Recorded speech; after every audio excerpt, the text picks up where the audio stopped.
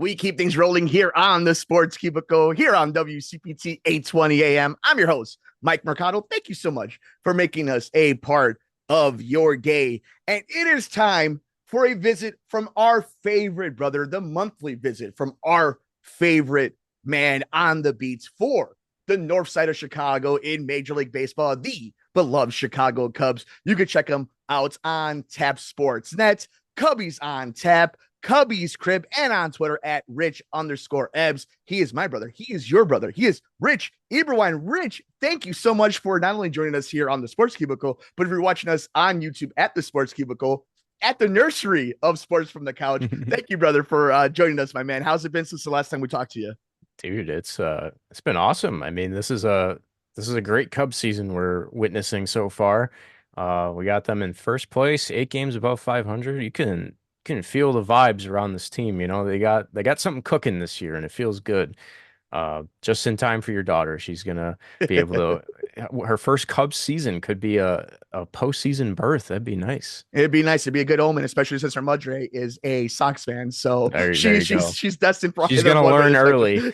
one way or the other. But I mean, that's a great way to start. Is the start of the Chicago Cubs? How they've put this season together, especially after what you and I have talked about on and off the mic many times, the disappointment that was the 2024 season, especially with so much optimism on Craig Counsell's first season here.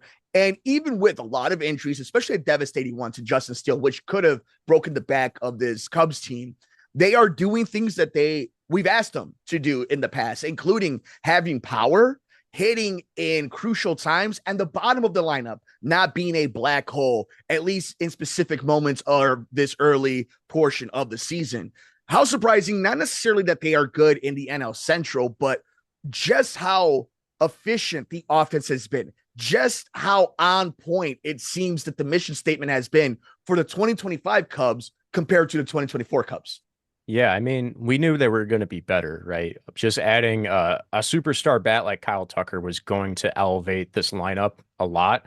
I was not expecting them to be the highest scoring offense in baseball, especially after the start to the season, the schedule that they had to go through in March and April, where every single team they faced almost was currently has a record above 500 and are projected to be, a lot of them are going to be playoff teams, right? We're talking about a lot of the NL West teams, the Padres, the Dodgers, reigning champion Dodgers, who have like the best team in baseball, arguably. Diamondbacks are a tough lineup. They were able to get through this first month of the season and do it with authority. They are scoring runs at an amazing clip. You know, I think 4 or 5 games they've scored 10 or more runs so far. Uh, and I think a lot of it has to do with not only Tucker, right? Like Tucker adding a bat like that just takes so much pressure off of everybody, right? Because you just move, everybody gets moved down a spot, and he just gives lineup protection to Seiya Suzuki and the guys who are batting behind him. But you're seeing a couple of guys take big steps forward, and we're talking about like Michael Bush. You're getting like unexpected production out of the catcher spot too, with Carson Kelly acting like Babe Ruth out here. He's got 9 home runs or 8 home runs already. Uh, and Carson Kelly, the God. he is batting like a legend right now. Miguel Amaya is having a fine start to the season as well. And then the main one is Pete Crow Armstrong, which is who we're going to talk about right now. I mean, we're seeing, I think, the best case scenario for Pete Crow Armstrong's development in the first month here. Uh, a guy who, we knew about the defense, right? We knew about his speed.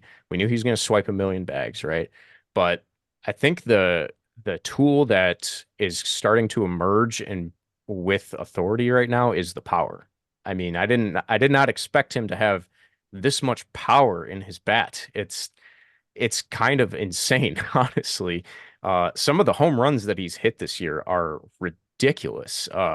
He's One of his flaws right now is that he's chasing a lot of pitches, right? And a lot of these home runs, a couple of these home runs, though, he's put a swing on a ball that was out of the strike zone and has somehow launched it out of the ballpark.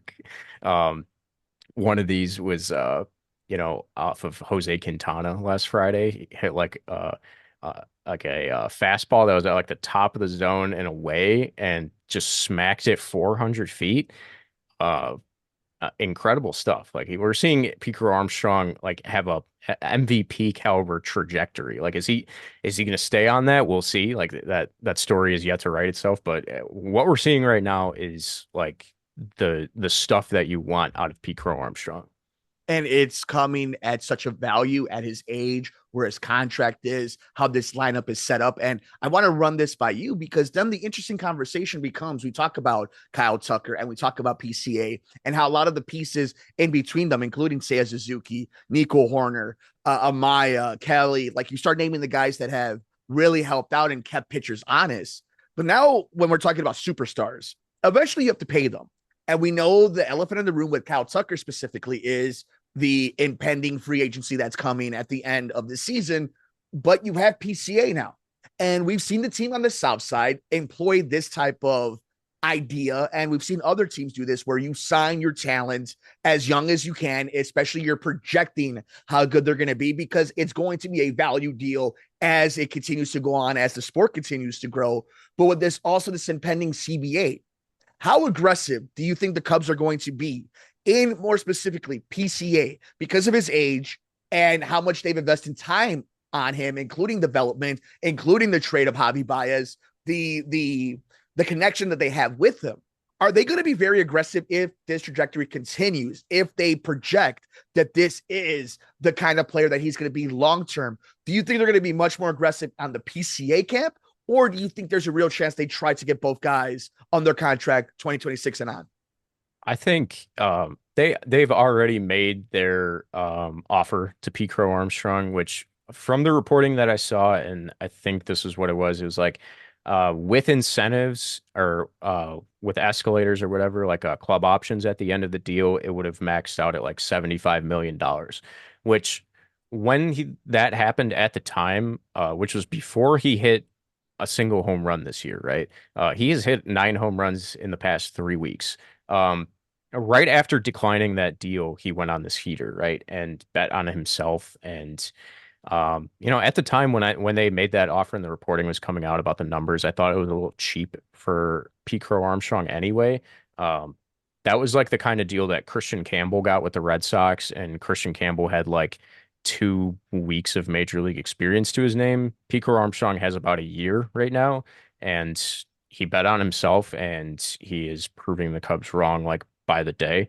So now I think the focus should shift to Kyle Tucker, just because Pete Crow Armstrong is under contract for like 5 more years.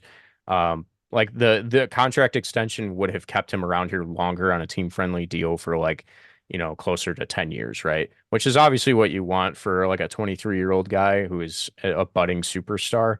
But after declining that deal, it seems like Pete Crow Armstrong is kind of content where he is. And I would be surprised if they were able to land an extension, because now the number is going up by the day. And it's like, are you going to negotiate like a $200 million contract with Pete Crow Armstrong right now? Or try to land your superstar bat Kyle Tucker, who's playing on a expiring contract right now? That would be my school of thought, like just trying to lock up Kyle Tucker right now, because he is the guy, he's the man. He has hit some Herculean home runs for the Cubs this year, and is looking like an early MVP candidate. He is doing everything you wanted him to do. He's hitting home runs, he's driving in runs, he's hitting for average, he's hitting for power, he's playing good defense, throwing runners out, and swiping bags. Like he's literally a 5-tool player. And then Pete Crow Armstrong is like Kyle Tucker Jr. right now. He's doing all of that and better. It's Rich Eberwein joining us here on the Sports Cubicle on WCPT 820 AM. I'm your host, Mike Mercado. Go check him out on Tap Sports Network, Cubbies On Tap, Cubbies Crib, and of course, personally on Twitter at Rich_Ebs. So the idea of 600 million, maybe between 2 players, is a legitimate number. You talk about 200 on one side, 400 on the other side.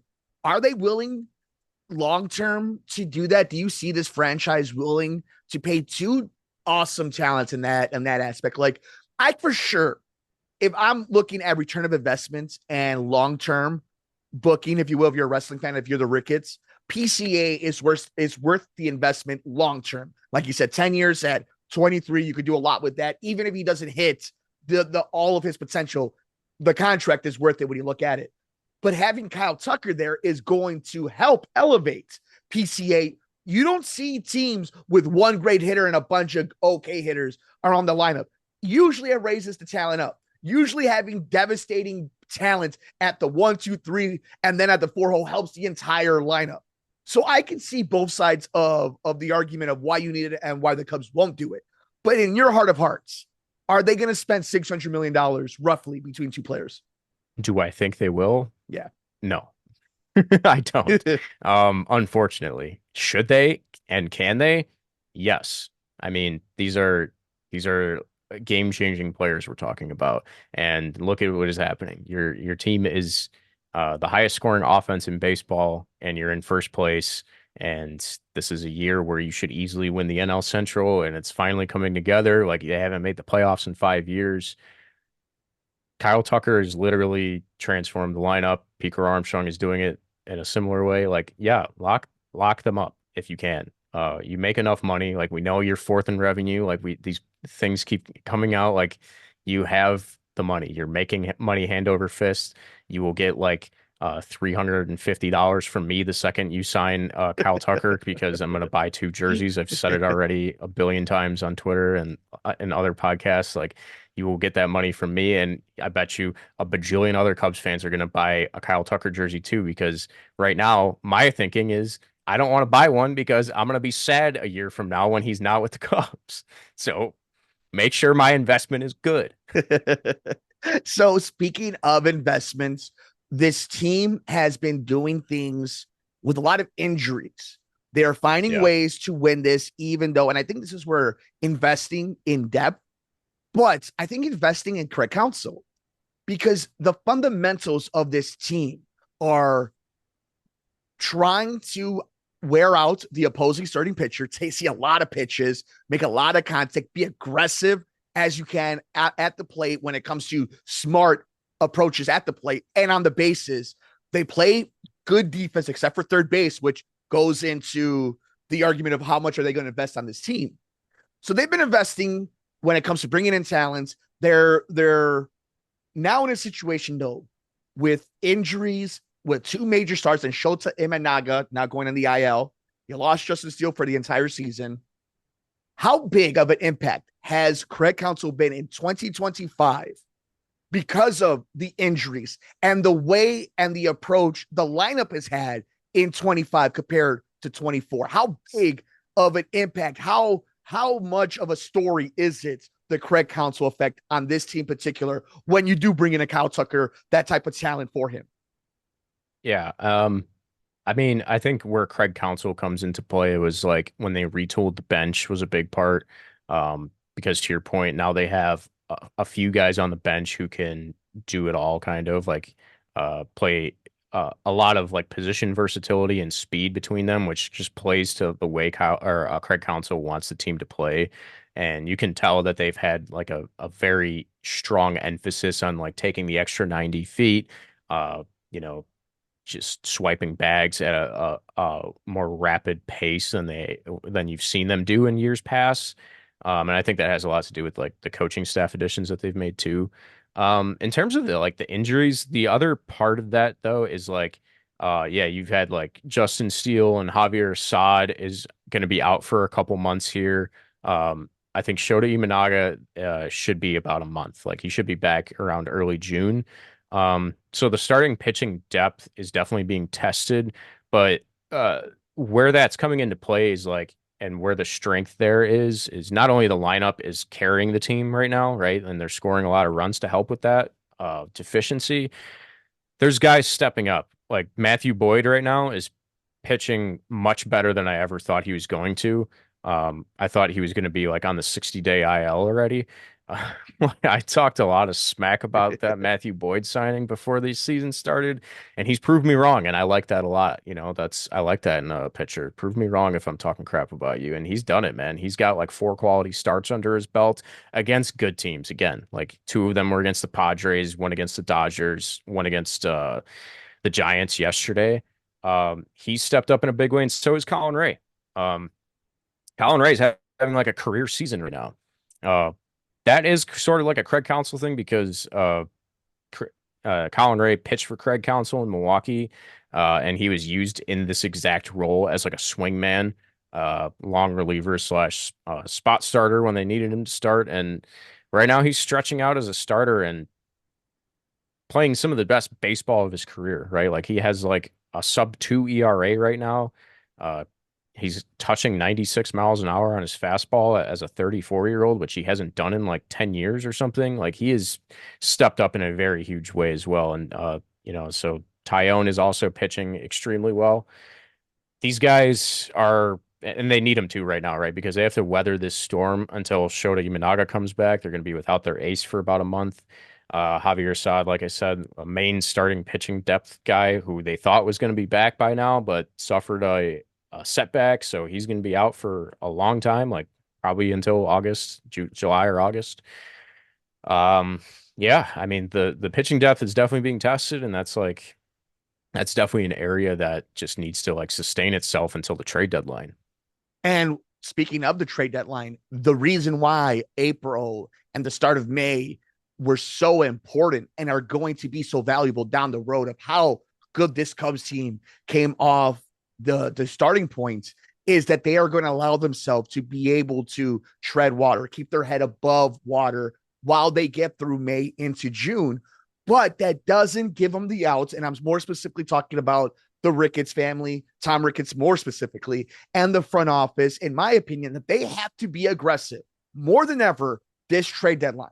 Whether it's somebody like Sandy, who the numbers, whether it's the velocity or the pitch choices have been a little sus, and he's not pitching well in Miami, but the idea of you have to go get a name like that, or before we saw the truth that is the San Diego Padres, somebody like Dylan Cease, those names, not just a good pitcher, but a pitcher that's not only going to excite the fan base, is going to scare the other competitors in the National League because the NL is deep right now. And you could get right now. You're going against teams like the Marlins, the White Sox, the Rockies. You have a chance to stay afloat, but you have to be aggressive. Give yourself the type of player that when you are getting healthy is such an addition that it takes your team to another level of not only relevancy, but respect.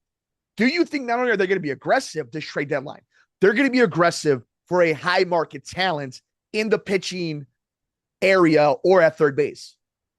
I think they will. In the pitching market for sure. I Obviously that's like their biggest need, right? Is another starting pitcher, and that was a big need before Justin Steele got hurt, right? Like we were talking about it like all offseason, like they should have gone after a Max Fried or a Corbin Burns or somebody along those lines to be another workhorse in the starting rotation. So yeah, I would hope so. I would hope they would be aggressive because they have an excellent farm system. They have pieces that would be enticing for teams to part with a guy like Sandy Alcantara. It also is entirely dependent on the market, though, right? Like Sandy Alcantara will be available, and he's going to be the probably the best starting pitcher available. It all depends on what trade packages are offered to the Marlins, and if the Cubs deal is better than everybody else's, right? There's no guarantee, like even if the Cubs make a run at him, that they will land him, right?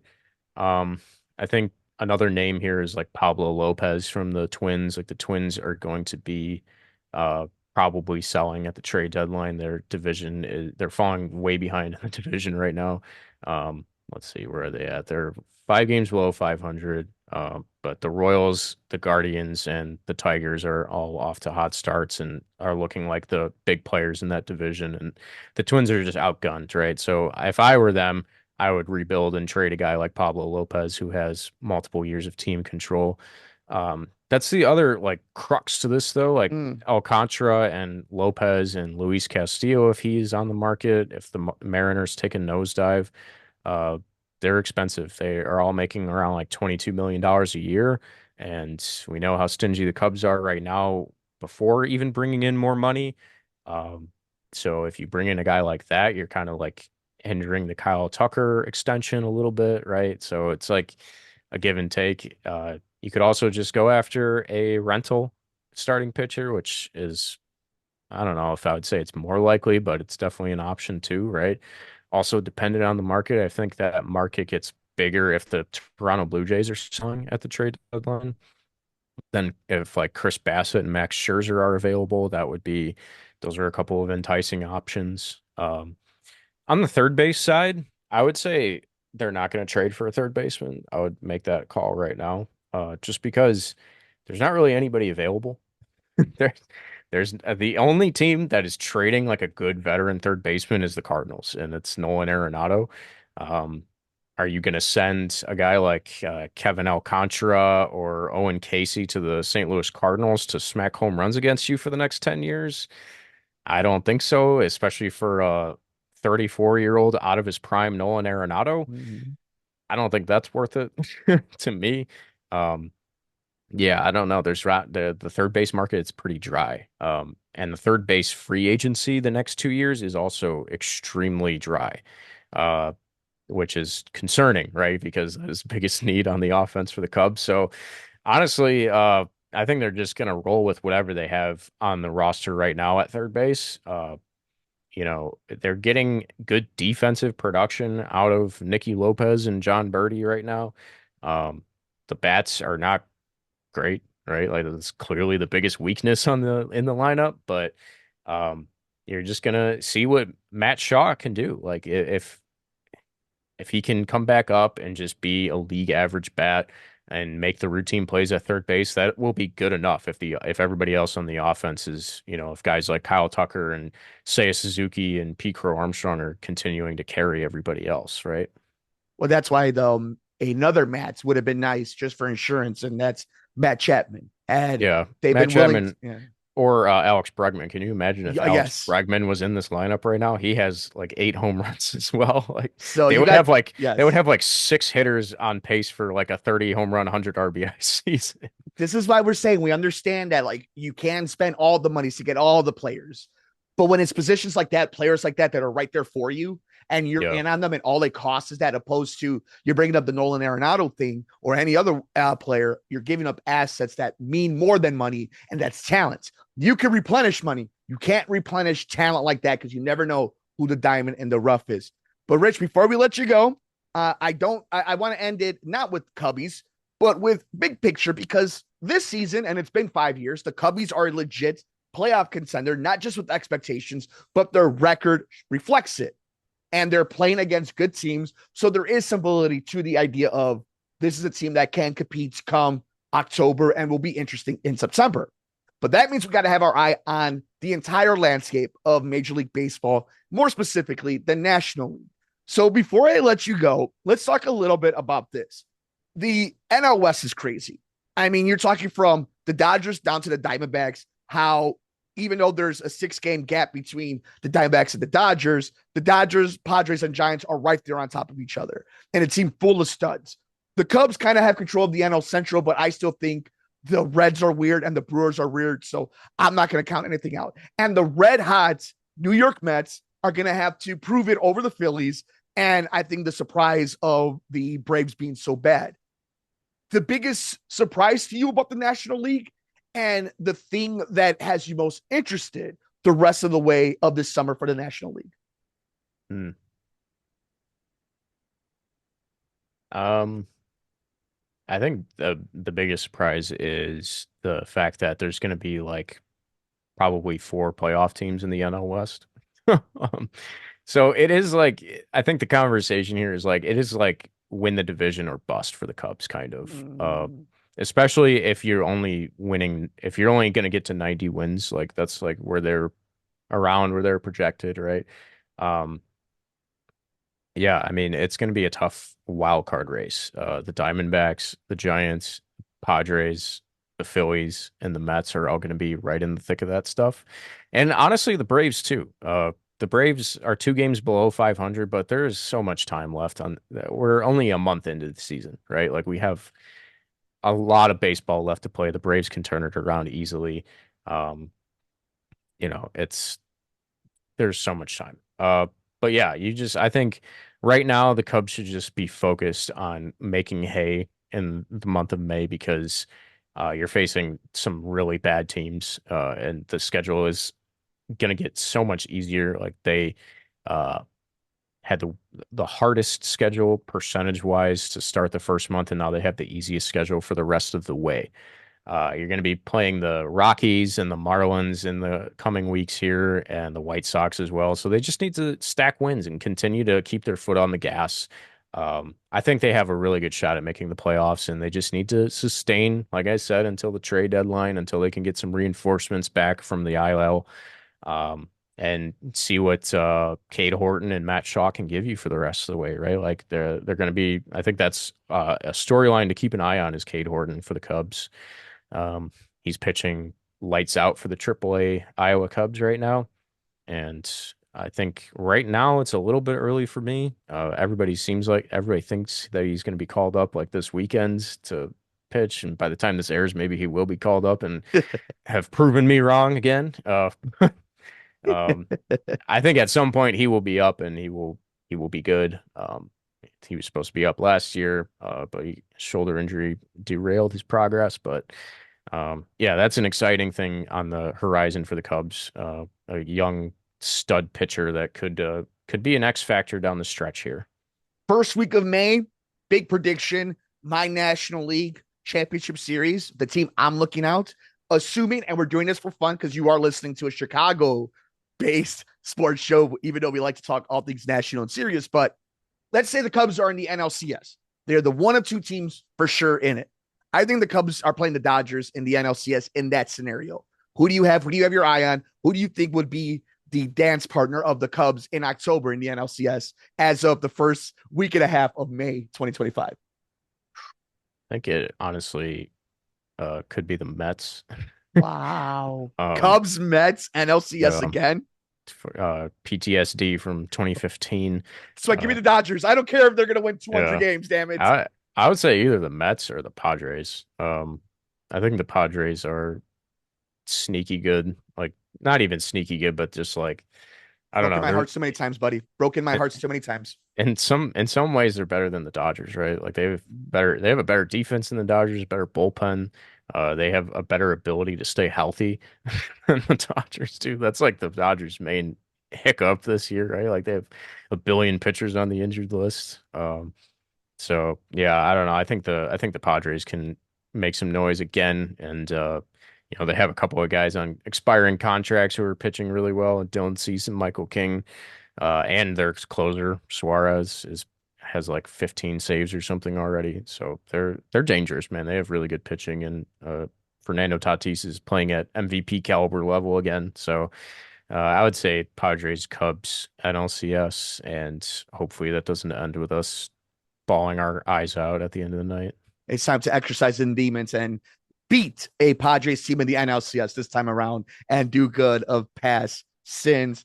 Rich Eberwein, he is our brother. He is one of the best in the business. We love having him on. Not only one of the best covering the team, not only one of the best breaking down the team, one of the best dudes in the industry on and off the mic. You can check him out over on Tap Sportsnet, Cubbies On Tap, Cubbies Crib. Heck, even check out his stuff at Heartland Signal. He is personally on X, Twitter, whatever you want to call it, at Rich_Ebs. Rich, what are you working on over the next few days that you want people to go click on and to make sure that they're driving those revenue, buddy? Because we need season tickets for October. Yeah, I'm going to be working on a piece on Pete Crow Armstrong, just like breaking down his insane start to the season and where he's projected right now. He's like, I think at 2.2 Fangraphs WAR right now, which is top 10 in baseball. So that will be something I'm working on. And then, just covering everything that's happening around the Cubs. So just stay locked in at Cubbies Crib and Cubs On Tap for that stuff, and check out the Cubs On Tap podcast as well. I make frequent appearances there. Miguel Amaya just hit a home run in real time here. FYI, behind the curtain, if you want to know when we are doing this. Rich, thank you so much, brother. And it is going to be a lot of fun. We can't wait until you show up with a glass of bourbon for June on a checkup of the Chicago Cubs. From everywhere in the universe, he is Rich Eberwein. Rich, thank you so much for stopping in here in the nursery of Sports from the Couch and the Sports Cubicle. We appreciate you, brother. Of course, Mike. Appreciate you. Thanks for having me. Of course, my man. We keep things rolling here on the Sports Cubicle on WCPT 820 AM. Make sure you subscribe to us on YouTube at the Sports Cubicle. Get us wherever you get your favorite podcast at Sports from the Couch. Check us out over at the SoundCloud for WCPT 820. Just search the Sports Cubicle. I'm your host, Mike Mercado. We keep things rolling here on the Sports Cubicle.